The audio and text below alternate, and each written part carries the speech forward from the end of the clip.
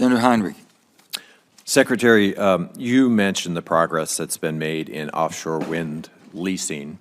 When do you expect the first utility-scale offshore wind projects to actually be permitted?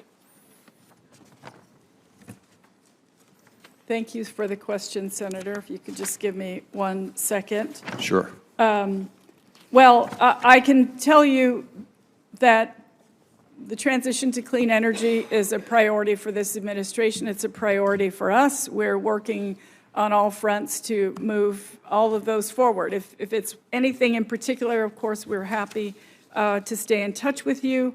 But we plan on meeting the administration's goal to deploy 30 gigawatts of offshore wind energy by 2030. So to meet the 2030 guideline will require a number of projects to actually make it through the permitting pipeline. Are you on track to do that? We believe we are.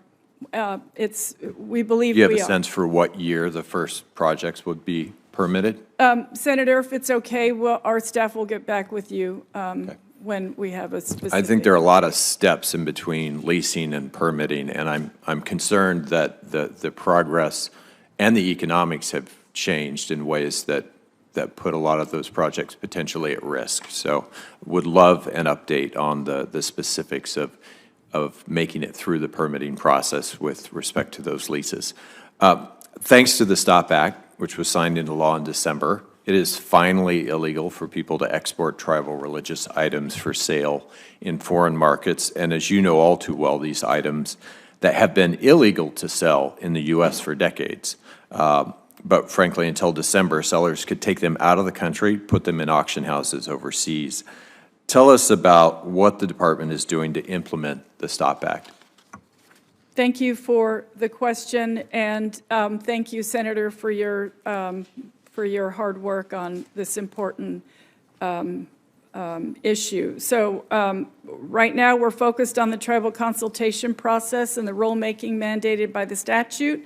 We have 5 consultation sessions starting in May through August to hear from tribes, and as a result, we should have a detailed plan regarding office and regulations by the end of the year. Thank you.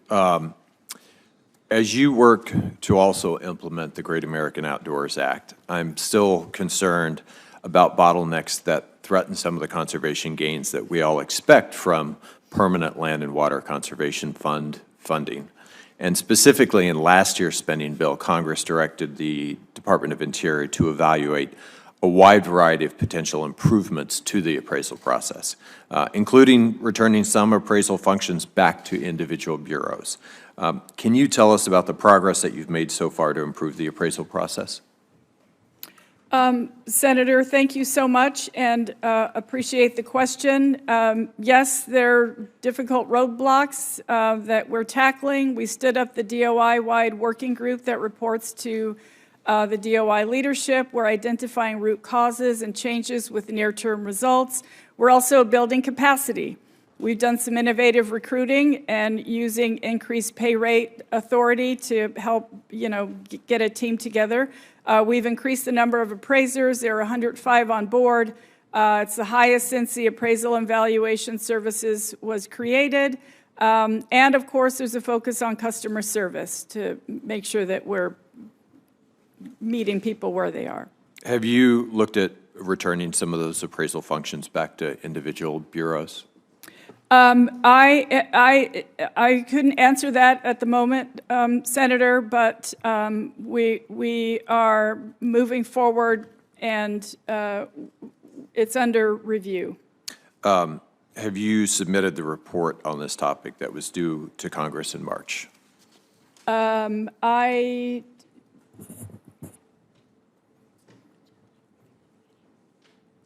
beg your pardon. We're continually briefing the committee. Thank you. We have a whole team here that does these things. Sure. We're continually briefing the committees, and we're happy to stay in touch with you as soon as it's done. That's different than we asked for a written report on this progress, or on this process. Has that been submitted to the Congress? I couldn't give you a date at the moment, Senator, but we're happy to follow up with your office. But you expect to submit that? Yeah, yes. Okay. Thank you, Chairman. Thank you, Senator.